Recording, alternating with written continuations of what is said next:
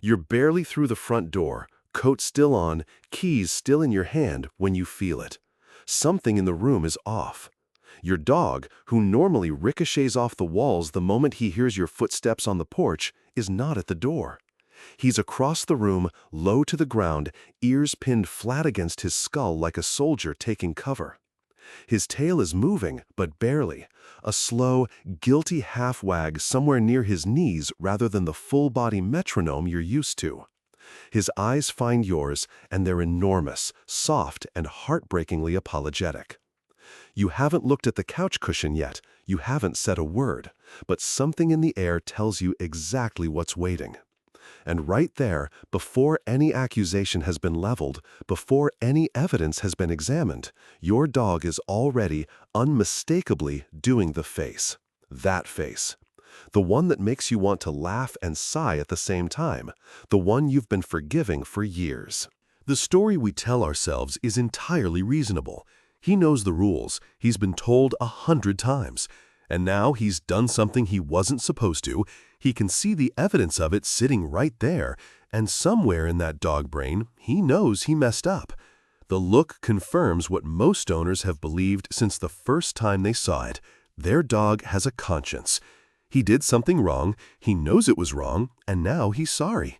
That moral awareness, that visible remorse, is part of what makes the relationship feel so deep.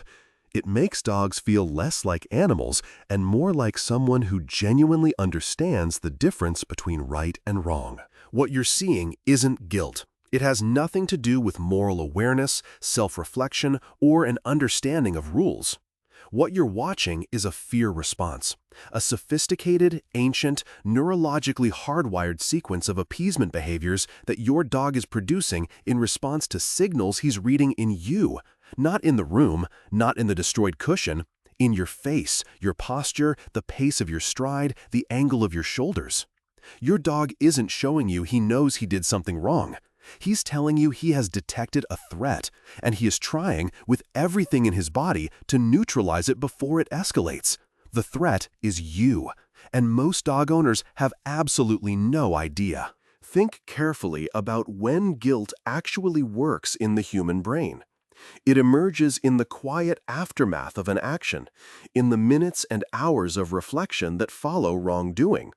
It doesn't require an audience. If your dog genuinely felt guilt about chewing the cushion, you'd expect some version of that emotional state to be present in the house at 11 a.m., alone, with no one watching. But that's not what we observe. Dogs don't pace guiltily around the scene for hours waiting for their owner to arrive. They nap on it. They walk past it. They've moved on entirely, until you walk through the door. If it were about the act, the look would appear right after the act. If it were about moral understanding, it would intensify the second time the same rule was broken, not fluctuate based on your mood that day. If it were about remorse for damage caused, it would be consistent regardless of whether you came home calm or came home tense. None of those things are true. The look doesn't track what the dog did. It tracks what you're projecting. So why does the look appear so perfectly timed to your arrival? Because your arrival, not the act, is what the dog is actually responding to. In 2009, behavioral researcher Alexandra Horowitz at Barnard College's Dog Cognition Lab published a study specifically designed to find out what drives the guilty look. She set up a scenario where dog owners left their dogs alone in a room with a treat they'd been told not to eat. In some trials, the dogs ate the treat. In others, they resisted. When the owners returned, Horowitz gave them false information. She told some owners their obedient dogs had misbehaved and told others their treat-eating dogs had been perfectly good. The result? Dogs displayed the guilty look most strongly when their owners believed they had misbehaved and acted accordingly, not when they had actually done anything wrong. A dog that had touched nothing, that had sat patiently for the entire trial, showed more dramatic appeasement displays when scolded than a dog that had eaten the treat but faced a calm owner. The study was published in Behavioral Processes, and it reframed how behavioral scientists understand canine appeasement entirely. The guilty look wasn't tracking internal moral state. It was tracking owner behavior. The dog wasn't reacting to what it had done, it was reacting to what you were doing. This isn't just a behavioral performance. It's a measurable neurochemical stress response. When your dog drops into that appeasement posture, body low, ears flat, eyes averted, and then locked back on yours, cortisol floods his system, not oxytocin, the bonding hormone, not serotonin, the calm and connection signal. Cortisol, the same stress hormone that spikes during a thunderstorm, during a vet exam, during a confrontation with a strange dog on the street. Stress physiology research in dogs consistently documents this cortisol signature in appeasement contexts, the same hormonal profile measured in genuine fear events. Here is a detail that makes it impossible to ignore. When a dog enters active stress response, his paws begin to sweat.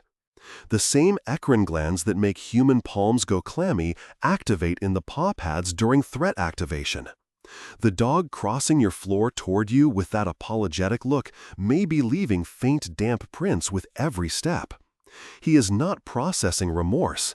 His body is managing the same physiological state as a dog cornered by something twice his size. Walk through it in real time, because the mechanics are precise. You come home carrying tension, a bad commute, a hard day, or just the low simmer of knowing something was wrong the second the room felt off. Your dog is scanning your face and body before your second foot crosses the threshold. He identifies the signal, that specific configuration of jaw tension, shoulder set, and eye contact pattern as danger incoming. He drops into appeasement mode, body low, eyes wide and locked on yours, tail barely moving, weight shifted back. You see the guilty look. The tension in your chest softens. You say something like, "Oh, what did you do, you ridiculous animal?" But the sharpness is already gone from your voice. The threat passes. The appeasement worked perfectly. Now here's the key. Your dog doesn't file this under "felt bad about the cushion and showed remorse." He files it under, when this person arrives with that energy, this specific behavioral sequence makes the danger stop. He will run that sequence every single time the signal appears. Researchers tested the same dynamic with wolves, raised from birth by humans in identical household conditions. No appeasement display, no guilty look, nothing. The wolves had social intelligence, but they lacked the fine-grained human emotion mapping that 15,000 years of domestication burned into your dog's neurology. Your dog didn't just evolve to love you, he evolved to manage you with extraordinary skill. Somewhere around 15,000 years ago, as proto-dogs began living at the margins of human settlements, a specific survival trait began conferring enormous advantages: the ability to read human faces with unprecedented precision. Brian Hare at Duke University's Cognition lab ran a now landmark series of tests demonstrating that domesticated dogs, but not wolves raised from birth by humans, instinctively use human gaze direction to locate hidden objects. They look to human faces not just for affection, but for information about the state of the world. Here is the detail that changes everything. The dogs who survived the early millennia of human proximity were not necessarily the strongest or the fastest. They were the ones who could most accurately read whether the humans controlling the food were safe or angry, generous or dangerous. Every generation reinforced the trait. Dogs who misread human emotional signals paid for it. Dogs who could catch